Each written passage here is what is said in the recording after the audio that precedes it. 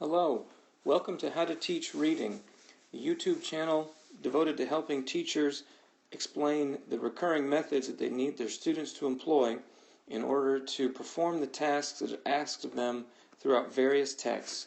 This video is on how to teach poetry, and I'm going to share with you hopefully a clear and simple way that you can teach your students some methods to work with all poems. Now, the first thing I tell all my students, and it took me until college to figure this out, is that you have to read a poem for the punctuation.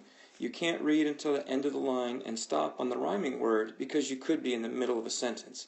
We're going to do a sample poem here at the end, and you'll see what I mean by the importance of reading for punctuation in that poem. Now then, we're going to narrow our focus on what we're looking for in our poems to three simple things: story, meaning, sound, and style. This is in contrast to some of the methods that were told to me when I was starting off teaching, such as TP-Cast. I always ask my students if they've learned TP-Cast before, and many say that they do. None say that they can remember what it stands for. And in fact, when I went to Google to figure out what it stands for, I had to go back and forth between the screen in order to remember all these steps. If it's too much for me, it's too much for the kids. I'd also like to point out that each one of these elements is sometimes very complicated in and of itself. Paraphrasing is hard. Attitude, tough to notice. Theme, that's a whole lesson almost on its own. So to make it sound like doing the theme is as easy as the title, that just doesn't work for me. So we're going to focus on story, meaning, sound, and style. And I sometimes give this to my students in the form of what I call that wasn't very good, a Venn triagram. I kind of made up that word myself, but I may have heard it somewhere else and didn't really make it up, so forgive me. And I like to say that the story aspect of a poem is one of these circles. The meaning, I often use this one, is one of these circles, and then the sound or style is represented by this top circle. And I've created organizers of this. You can trace on a paper with a tin can and a Sharpie and photocopy it. You can make it on a computer, or you can have the kids draw their own. And here's the purpose of this organizer. What I want the students to understand in their poems, and notice the circles do not completely overlap, is that we might have some poems that tell a story. And we might have some poems that have an important meaning. And we might have some poems that rhyme. Especially these two, rhyming and having a meaning, is what students usually say makes a poem. When you ask them what a poem is, they'll say often it has a deep meaning and it rhymes.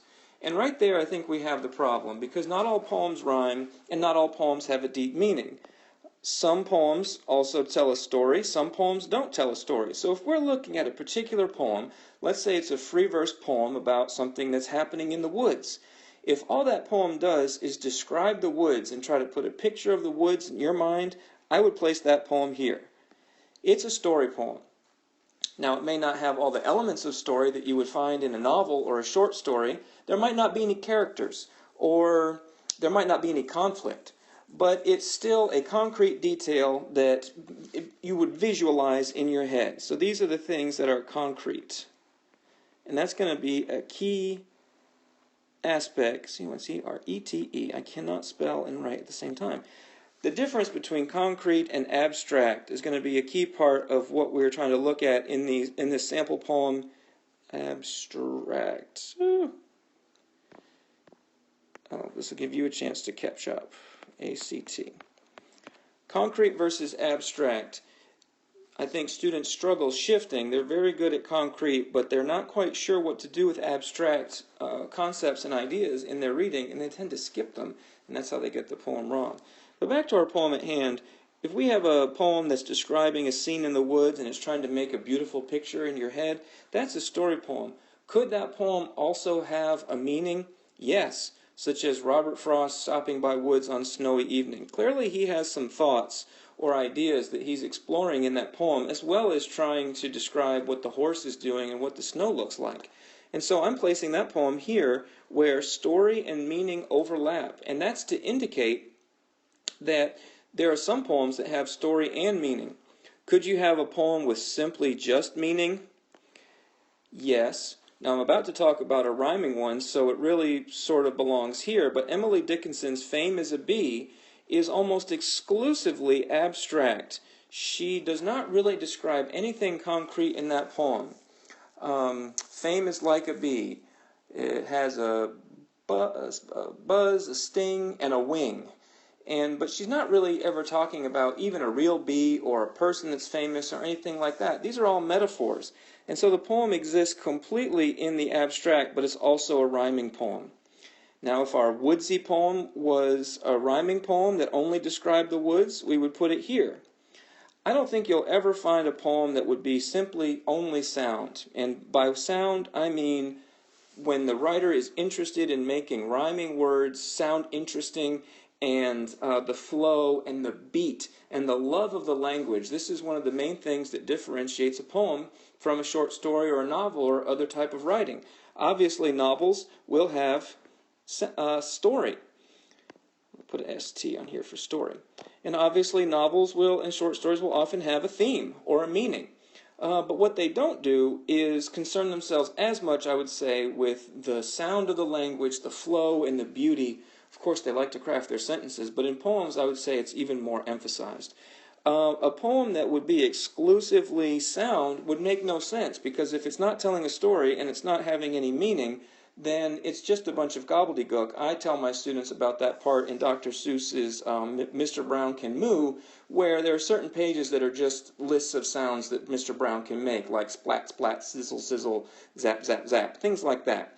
Nonsense words. But the poems that the students are reading, they may feel like nonsense to them, but they're not going to be. They're going to have some kind of story or meaning associated with them. Now, if I was to take this model and use it for a particular poem, this is kind of a model of all poems, but if I were to sort of use this for a particular poem, I would take out all the marks here that we're making, and I would think about just that poem by itself, and I would sort of fill that poem into these spaces. So I give the students one of these as a general rule, and I say things like, okay, story is your plot, it is your characters, it is your setting, it is your images, because especially like a woods poem where nothing happens, images are going to be there. Your meaning is your ideas, it is your feelings, it is what gives us the theme, and you can use many synonyms for theme, moral, lesson, whatever your kids are used to hearing. Sound, of course, is rhyme, and rhythm, which most students have difficulty with, but they can sort of hear it when they're told it, and also other things like assonance, consonance, alliteration, but especially when we're talking about free verse, there are other aspects to style that not just make sound, but the way, especially in free verse, the length of the line breaks up, and the punctuation. The writer of the free verse poem is using the line length and punctuation to create an effect, similar to how, let's say, Edgar Allan Poe would use a beat and a rhyme scheme in The Raven to create a feeling of obsession. The constant rhyme adds to the meaning that there is an obsession going on here with the speaker and Lenore. So really the idea is that all of these things should work together, and that's I think the biggest thing in all reading for the students is that the story is not separate from the meaning, is not separate from the style. In a great work, they would all work together, and when they have all three of these filled out, the hardest question is then, well, why is this poem's meaning written in such a way, and why is this poem's story written in such a way? How does the feel of the words complement the action that's going on, and what's the synergy here? They're not separate things. That's one of the things I hate about doing literary terms like metaphor. It's not worth teaching on its own. It's part of a bigger thing. Okay, so we have sound and style. So anyway, if we were dealing with a particular poem, like if we had done Robert Frost stopping by woods on a snowy evening, I would want them to write in this space Or you could do this in 3 columns or any kind of way you feel like filling it out, and I let them write outside the circle. Okay, who is the character? What is the setting of this poem? What is it that actually happens? And what kind of things can you visualize? And they could write that in the circle. Meaning is a little tougher, and I think I want to do the sample poem in order to help you with that. And sound is things like, well, where does it rhyme? What is the kind of beat of the poem? This is clearly a rhyming poem. The woods are lovely, dark and deep, but I have miles to go before I sleep. So it's a rhyming poem, and so if we were to ultimately categorize this poem, it would belong here. It's a poem that has sound, story, and meaning. But not all poems live here, and that's kind of the point. You're going to have some poems that don't rhyme, some poems that don't have a meaning, some poems that don't really tell a story, and there's a wide variety, but it's not that wide. And that's why I want to narrow this study of poetry down to, I think, 3 simple things that the students can remember. I'm going to go ahead and take this all out so that if we come back to talk about stopping by woods on the poem in question here, that we'll see how we would fill this out.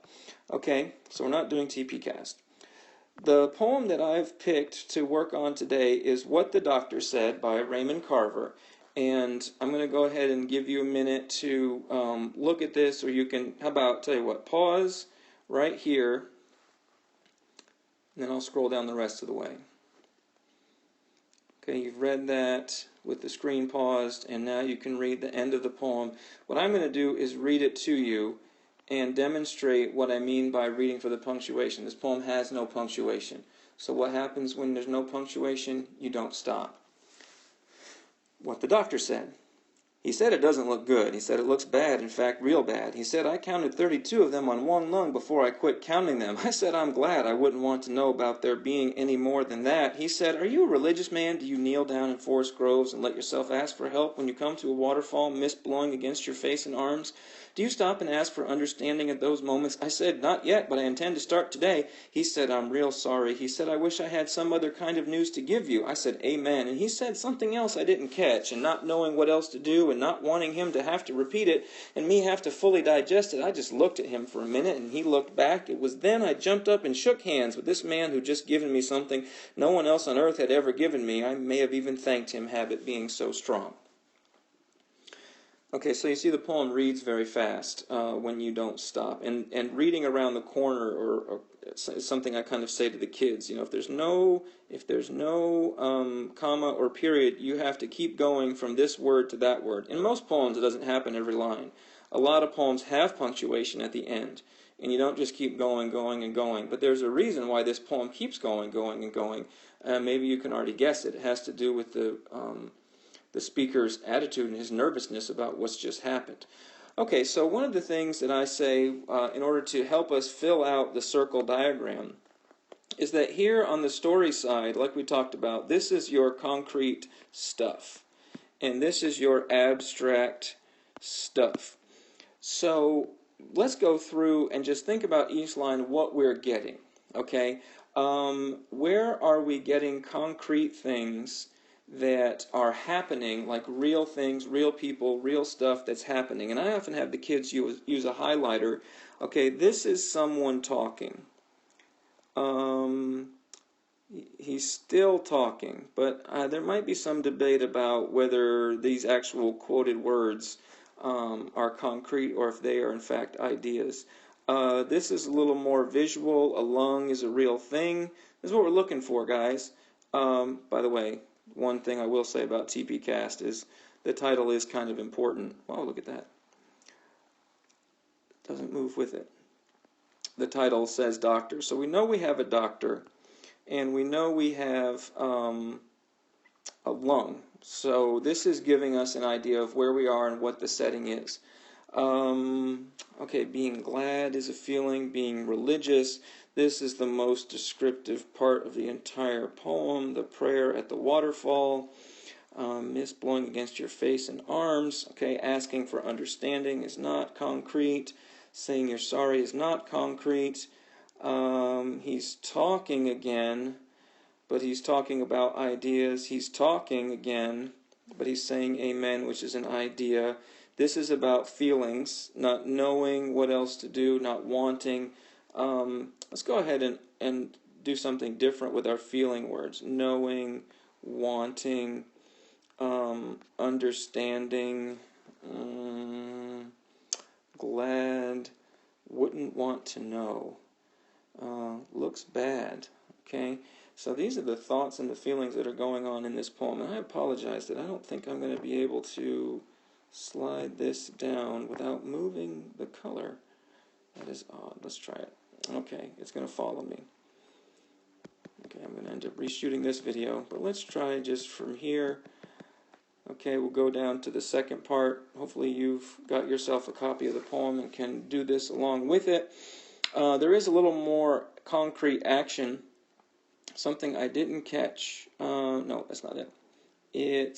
I just looked at him, so there's some action. He looked back.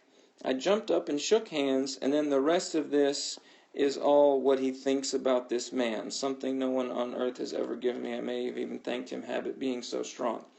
So when we go back to our organizer, what would I want the students to be able to say? Let's clear this out of the way a little bit. We would want them to be able to say there is a patient of some kind. Perhaps he is male because Raymond Carver is a man and he's seeing a male doctor. They might infer that. There is a doctor. What is the setting? They are at the hospital or in the office or in some kind of exam room. Okay, so we're trying to find our orientation and situate ourselves in this poem. Then there is also some imagery, for instance, about the waterfall. But we have to know that that's him imagining that he goes to a waterfall. He's not actually going to a waterfall. On the sound side, is this a rhyming poem? No, it is free verse. And I don't want to let the kids off the hook with it just saying, oh, it's free verse, I don't have to put anything else. There is no punctuation. This is what I would want them to write here, which makes the poem read very fast. It just keeps going. You hurtle through this poem at a breakneck speed. Okay, but what does all this mean? What is the point? For that, perhaps we can go back to some of our thoughtful lines in the poem. I think here I know what I'll do. I'll switch this one. I've got 2 pages of this poem. I'll switch this one back and forth. So this one goes, what else to do? This one goes, what else to do? Okay, so this one we're just going to be looking at from here down, and we'll use the other page for the top of the poem. Okay, so said, 32 of them on one lung, said, okay, the forest groves, this is all concrete. The reason why we want to sort of identify the concrete stuff is because everything else that's left, he said, everything else left is going to be some kind of emotion. So when we go to words like doesn't look good, looks bad, okay, we're having some kind of, this is a negative feeling here in this poem.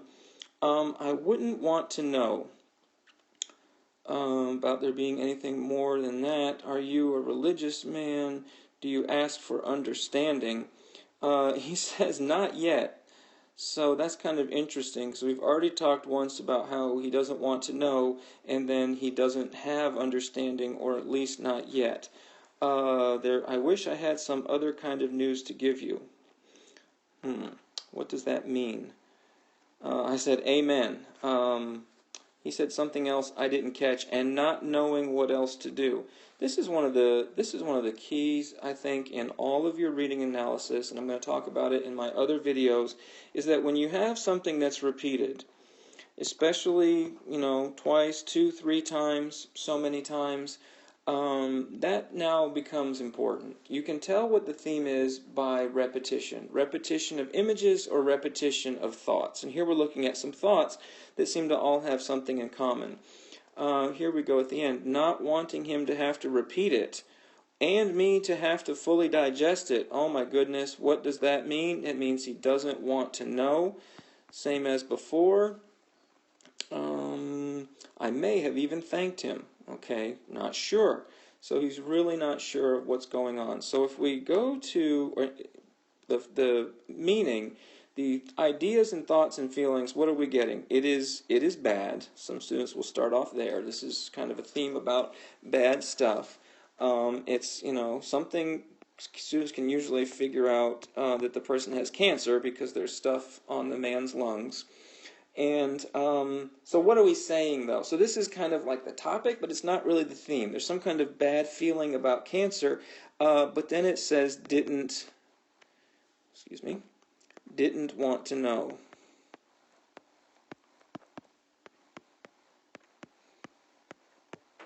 And I think that is what is supposed to unlock the poem for you, is that in a poem, in a situation where you've received shocking news that you have cancer, maybe you don't want to receive this news, and maybe you don't know what to do when you get it. And so when he says, I shook hands with this man, it's almost like he's saying thank you, but he's doing it out of habit, habit being so strong.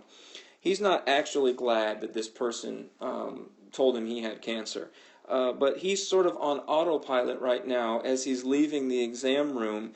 And let's talk about the style for a second also with this poem. Who is this person talking to? What the doctor said that makes you think, I'm telling someone what the doctor said, or someone asked me, what did the doctor say?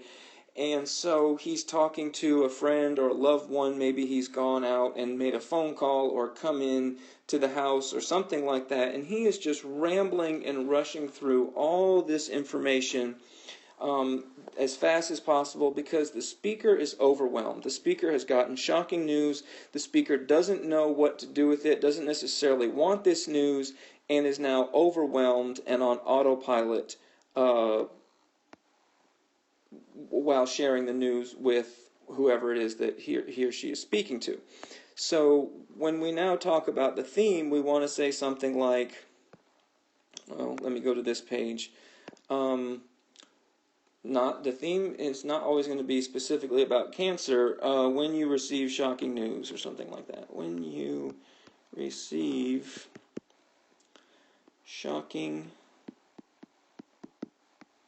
news, it can be so overwhelming that you can't function. Cannot function. And this is what I like in a nice general theme is it's about you, it's about us. It's not about this person in the doctor's office anymore. We've taken shocking news, which has been generalized from hearing, bad health news from the doctor. And it's not that you're always going to shake someone's hand, but that represents being overwhelmed and not knowing what to do. You can't function. So that's what I like the theme to sound like, but the key, though, is how are they supposed to get there? How are they supposed to get that theme from that poem? Because that's our objective. We don't want some students to write a theme and others to kind of guess at it because they're not quite sure what's going on. So the strategy is they look for the concrete things that they can tell, where am I, what person is this, what place is this, what action is this, what am I seeing. They go to the feeling words and the ideas and pull out, okay, how am I supposed to feel about this poem? Am I supposed to feel happy, sad, what kind of happy, what kind of sad? Being overwhelmed is a particular, kind of negative feeling. It's nice and specific. And why or in what way are we sad about this thing or overwhelmed is that we don't know what to do. And then finally, when we're looking at the way the poem is written, yes, it's free verse, and the lack of punctuation adds to the anxiety that the reader is feeling because that's how the speaker is feeling. So this was kind of a whirlwind run through, I would not teach the lesson at this speed in the class, but it's a model for you about how to break down a poem and give the students basically three easy steps, not easy, but three discrete steps: story, meaning, and sound, so that when they go into their exam or whatever assessment you're putting in front of them, they're not having to remember a whole big bunch of stuff. And I think this is pretty general and will apply to about any poem that they encounter. If you encounter a poem that has something in it that is not a story element, a meaning element, or does not represent some kind of sound or style, please leave me a comment or send me an email at HOW2TeachReading@gmail.com, and that's HOW, number 2, TEACHREADING @gmail.com. I look forward to hearing from you, and I wish you great success in your classes.